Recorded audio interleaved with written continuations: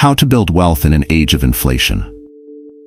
What if I told you that every dollar in your savings account is quietly losing value while you sleep? That the $50,000 you've worked so hard to save now buys significantly less than it did just 5 years ago? This isn't some conspiracy theory. It's the hidden financial reality that's silently draining the wealth of millions of Americans while a select few continue to thrive. Have you ever wondered why billionaires like Warren Buffett hold less than 1% of their wealth in cash? Or why Ray Dalio, founder of the world's largest hedge fund, famously stated that cash is trash? These financial titans understand something fundamental about money that most Americans never learn. A principle so powerful that it explains why the wealth gap continues to widen, regardless of who's in the White House or what the economy is doing. In Real Money versus Fake Money, I'm going to reveal the ancient economic law that the ultra-wealthy have used for centuries to protect and multiply their wealth during times of inflation and currency devaluation. This principle, known as Gresham's law, explains why some people seem to get richer effortlessly while others work harder than ever but fall further behind. You'll discover which specific assets maintain their value regardless of inflation, how to start acquiring them even with limited resources, and the step-by-step strategy for transforming your financial future within the next 12 to 24 months. I'll share the exact approach that allowed me to build wealth, starting with just a few silver coins, and how anyone can apply these same principles regardless of their current financial situation.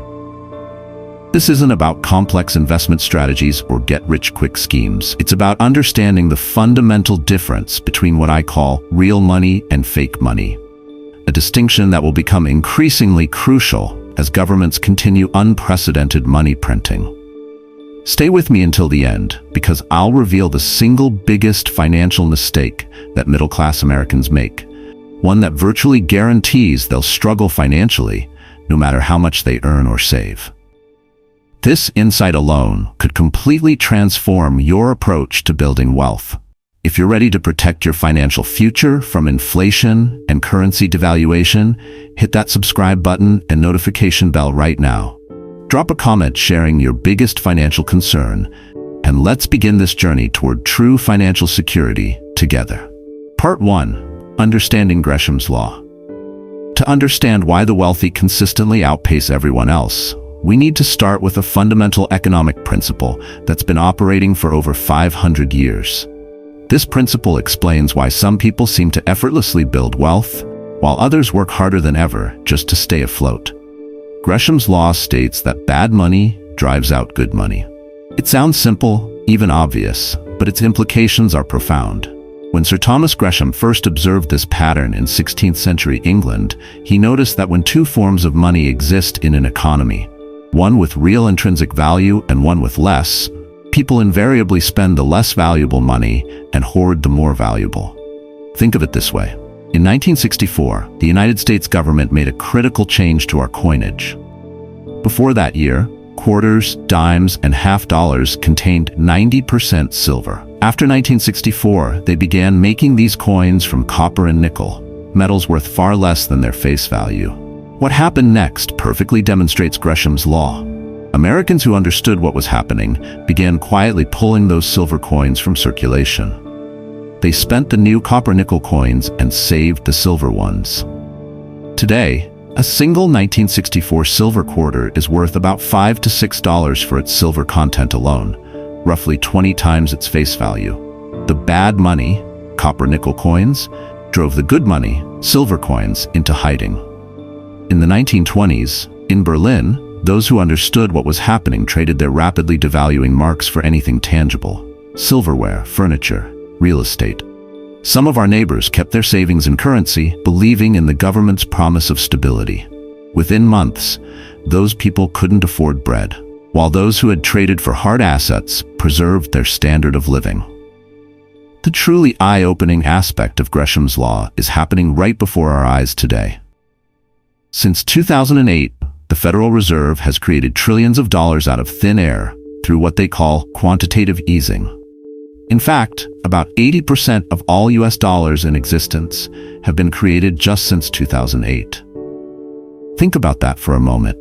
4 out of every $5 in circulation were created in just the last 15 years. When new money enters the system at this rate, it dilutes the purchasing power of every dollar that existed before. This is inflation in its most basic form.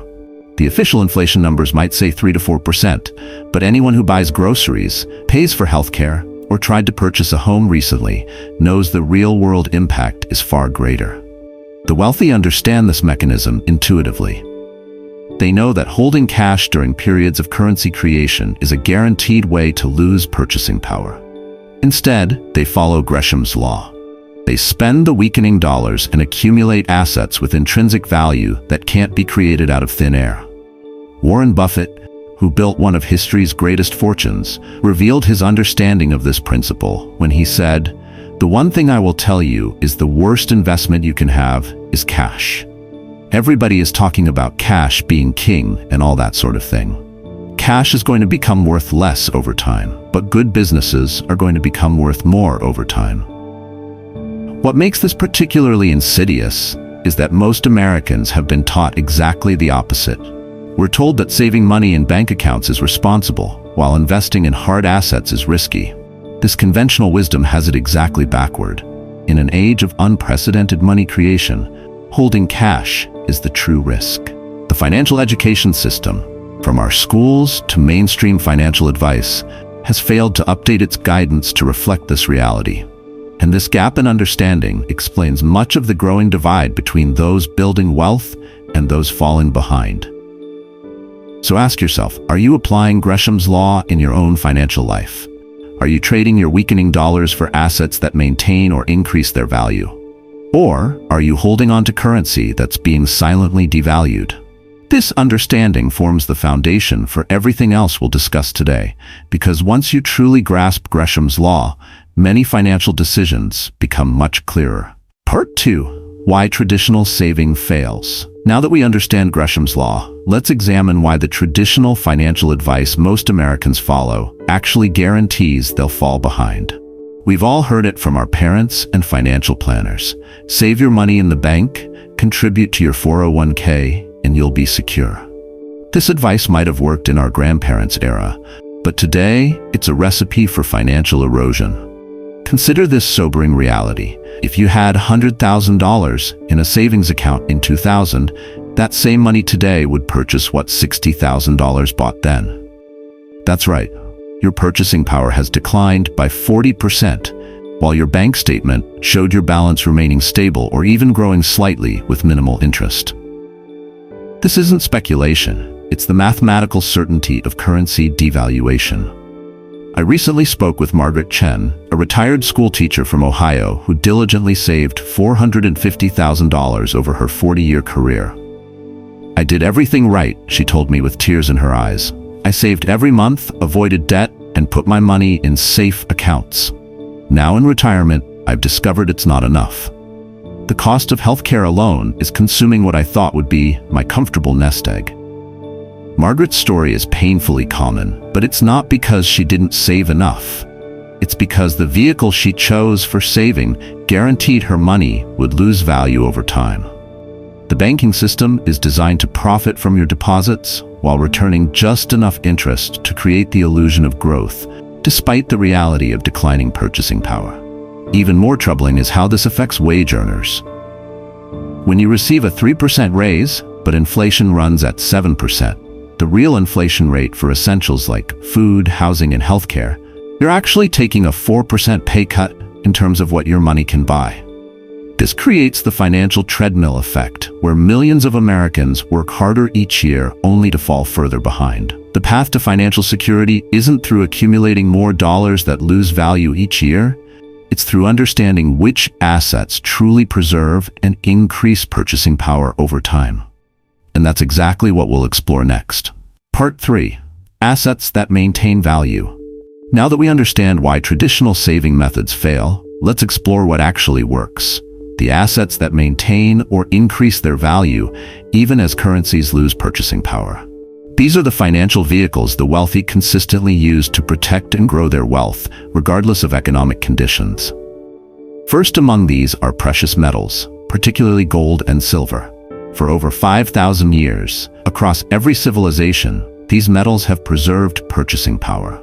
An ounce of gold in ancient Rome would buy a fine toga, good sandals, and a belt. Today, that same ounce would purchase a quality suit, shoes, and a belt. The metal has maintained its value while countless currencies have disappeared entirely.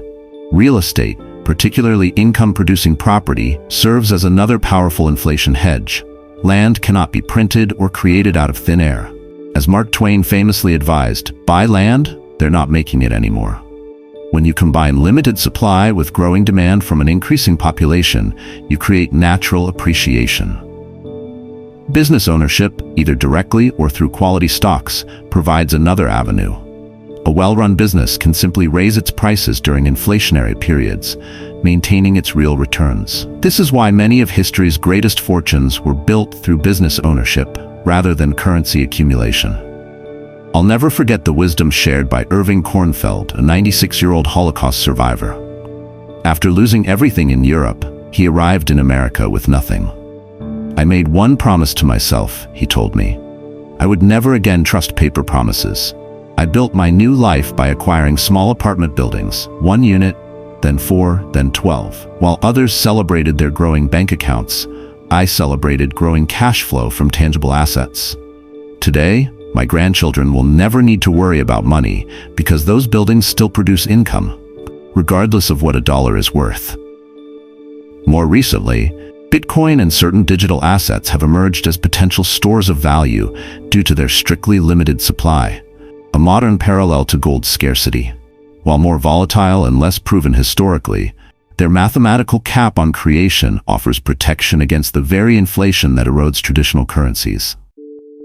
The common thread among all these assets is that they cannot be created at will by central authorities. Their value derives from utility, scarcity, and genuine demand, rather than government decree. This is what makes them real money, as opposed to the fake money of infinitely printable currency.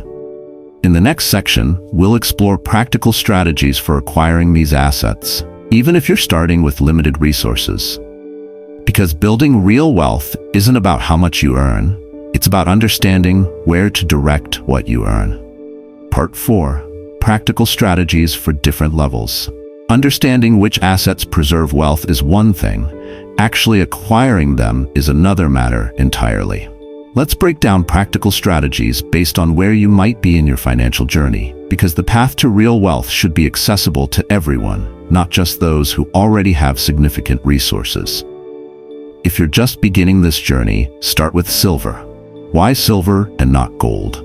Because silver remains affordable for almost anyone. You can purchase a 1-ounce silver coin for about $30 to $35. This gives you the psychological advantage of holding tangible wealth in your hands, something that creates a profound mental shift in how you view money.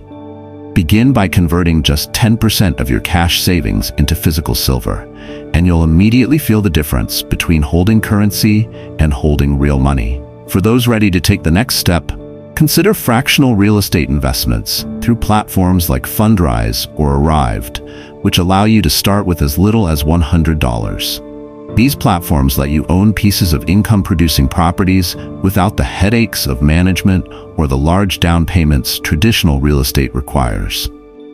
You'll earn both appreciation and regular income distributions while protecting your purchasing power. Carlos Gutierrez from San Antonio demonstrates how this incremental approach can transform your financial reality. Starting with just $50 per paycheck invested in silver coins 5 years ago, Carlos progressively expanded into small fractional real estate investments. Today, at 37, he owns over $85,000 in inflation-resistant assets, producing monthly income, all while maintaining his regular job as a postal worker. What changed everything for me wasn't a sudden windfall, Carlos told me. It was the consistent reallocation of my resources from depreciating currency to appreciating assets. For those with more resources available, consider direct ownership of rental properties in growing markets. The beauty of this strategy lies in using fake money to acquire real assets. When you secure a 30-year fixed-rate mortgage, you're borrowing dollars that will be worth less with each passing year, while acquiring an asset that tends to appreciate over time. This is how the wealthy use inflation to their advantage rather than being victimized by it. The common thread across all these strategies is consistency and patience. Building real wealth isn't about dramatic overnight success. It's about routinely transferring value from depreciating forms to appreciating forms. Each small action compounds over time, creating a growing pool of assets that maintain their value regardless of what happens to the currency. Remember, the goal isn't to make millions tomorrow. It's to ensure that the value you create through your work remains yours to keep and isn't silently eroded through currency devaluation. This approach to wealth building isn't speculative. It's preservation-focused, making it suitable for even the most conservative financial mindsets. I want you to take a moment to reflect on what we've uncovered together. The growing wealth gap isn't an accident or the result of some complex economic forces beyond your control. It's the natural outcome of a system where some understand the fundamental difference between real and fake money, while others remain unaware. Gresham's law has operated consistently for centuries, and it will continue to function regardless of political changes, economic policies, or technological advancements. The only variable is whether you're positioning yourself to benefit from this principle or to be victimized by it. The choices you make in the coming months and years will determine which side of the wealth divide you find yourself on.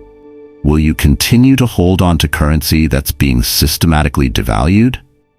Or will you begin the process of converting that currency into assets that maintain or increase their purchasing power over time? This isn't about getting rich quick. It's not about speculation or taking unnecessary risks. It's about understanding the fundamental rules of the game so you can stop playing at a disadvantage. It's about ensuring that the hours you spend working translate into lasting value rather than temporary purchasing power that silently disappears. The most powerful step you can take today is simply to begin. Start small if necessary. Convert even a modest portion of your cash savings into silver, fractional real estate, or another inflation-resistant asset. The psychological shift that occurs when you hold real money in your hands or own a piece of something tangible is often more valuable than the financial benefits in the early stages. Remember that building real wealth is a marathon, not a sprint. The consistent application of these principles over time is what creates extraordinary results. Every dollar you redirect from depreciating forms to appreciating forms puts you one step ahead in a race most people don't even realize they're running. If you found value in today's message, please hit the like button to help more people discover these critical financial principles. Share this video with friends and family members who might be unconsciously holding on to disappearing wealth. And if you're committed to mastering the art of preserving and building real wealth in these uncertain times, subscribe to our channel and click the notification bell so you never miss our latest insights. In the comments below, I'd love to hear which strategy you plan to implement first, or what questions you still have about protecting your purchasing power. Your experience might help others who are just beginning this journey, and your questions will help shape future content tailored to your needs. Thank you so much.